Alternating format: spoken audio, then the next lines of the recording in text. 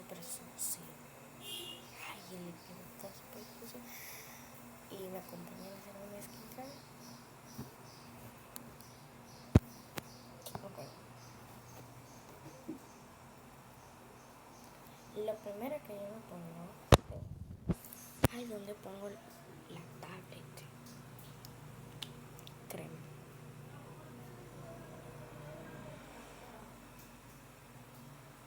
Ay, Dios, ¿dónde la pongo? ¿Y ahora? Ay, no.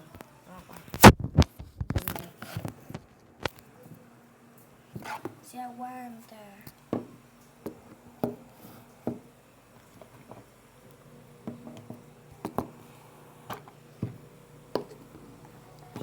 Demonios.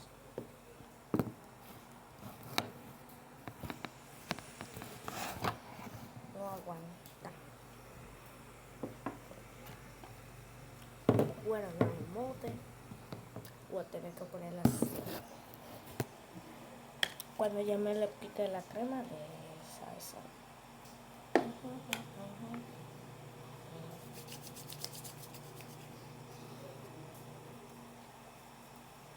Mi skincare nada más de 2 cosas, la verdad no es muy grande, me lo hago cuando me levanto.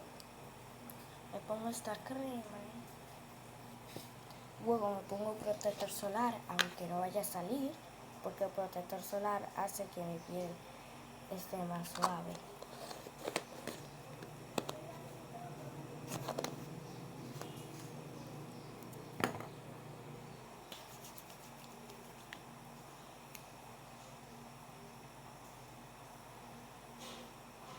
Uy, se siente.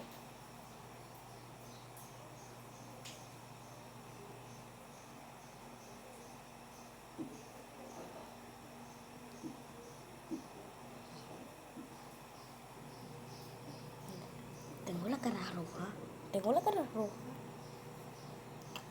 Ok. Y luego lo que me aplico es un poco de lip gloss para que mis labios se vean brillantes y no resecos. Si ven muy mal, entiendo. Lo tuve que poner así. Y le voy a mostrar el resultado. Eso es todo. Y el eso es todo. Puse lip gloss. Y ya. Así que espero que les haya gustado el video. Nada más puse crema y protector solar por si voy a salir, aunque no vaya a salir. Eso hace que mi piel sea más suave, pero como sea, solamente tengo que ir al baño, lavar manos